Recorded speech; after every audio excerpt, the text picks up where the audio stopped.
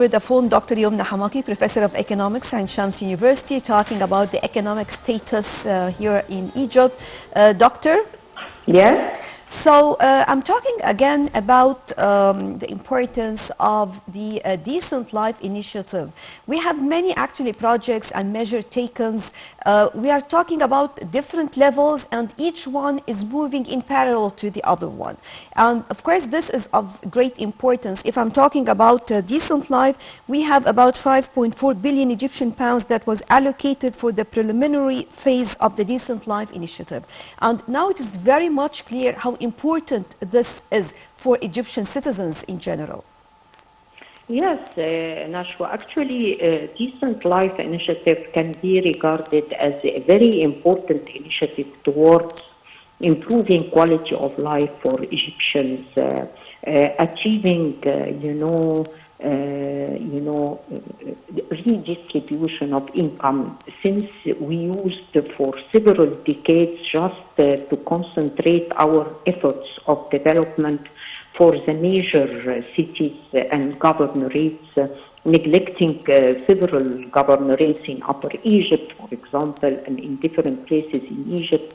So I believe that starting specifying the cities and villages that are suffering from poverty and lack of services, this can be regarded as a very important step towards improving the quality of life for the majority of Egyptians. And when we talk about enhancing types of services like education and health services, this is a human capital that we are actually lacking for, and we need quite well to enhance our human capital and to concentrate on that, because this is our actually capital and our assets in order to achieve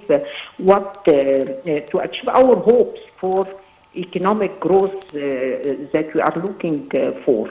And when we talk about decent life, we are doing quite well regarding infrastructure and trying to enhance quality of services, but still we need to concentrate on human capital. We need to concentrate on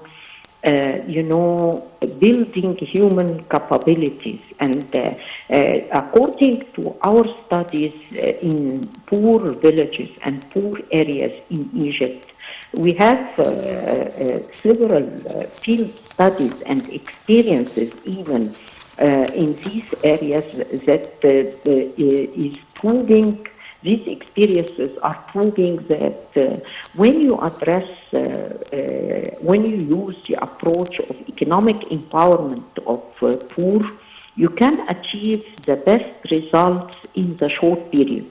Why? Because you are trying to upgrade skills of people due to their educational and skills level. This is coping quite well with our situation in Egypt, since we suffered from, very poor education in these areas, in poor areas. And we can see that the graduate, even from technical school or governmental school, and we have a very high rates of dropout from schools.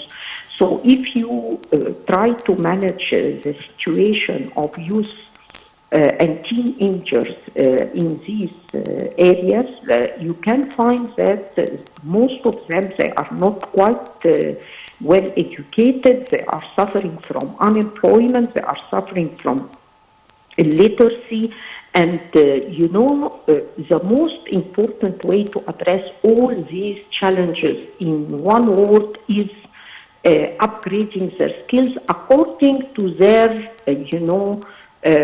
capabilities from one perspective to their requirements, and we have done that in several field studies actually, and the results were amazing. Why? Because in very short period, maybe 1 month training, you can transfer these youth into a productive capacity. not only you are transferring them into a productive capacity, but you are enhancing their hopes for the future. And this is quite essential, because by doing that, you are protecting them from being terrorists, from being, having severe or negative effect on their society.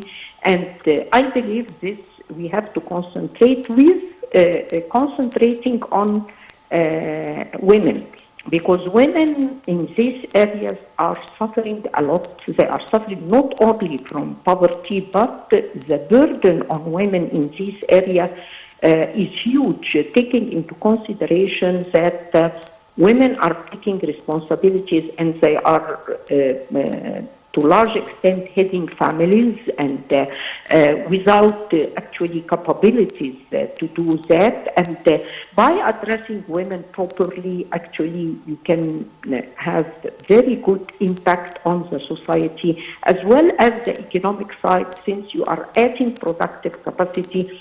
And when we talk nowadays about that Egypt is looking for achieving $100 billion as exportation, I believe that we have to take care of ready-made clothes. And ready-made clothes, actually, we can activate roles of women and men, actually, in to be productive capacity and to upgrade their skills so that they can produce for exportation. And this is what happened in China, this is what happened in South Korea, in these countries that started by labor-intensive products and then transfer gradually with more educational capabilities and upgrading technology. They transferred into capital goods and then technological goods and so on.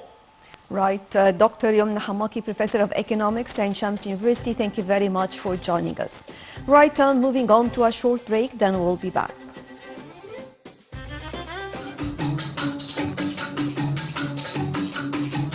مصر بلدنا بلد سواح فيها الأجانب تتفسح وكل عام وقت المروح بتبقى مش عايزة تروح وتسيب بلدنا. مصر بلدنا بلد سواح فيها الأجانب تتفسح وكل عام وقت المروح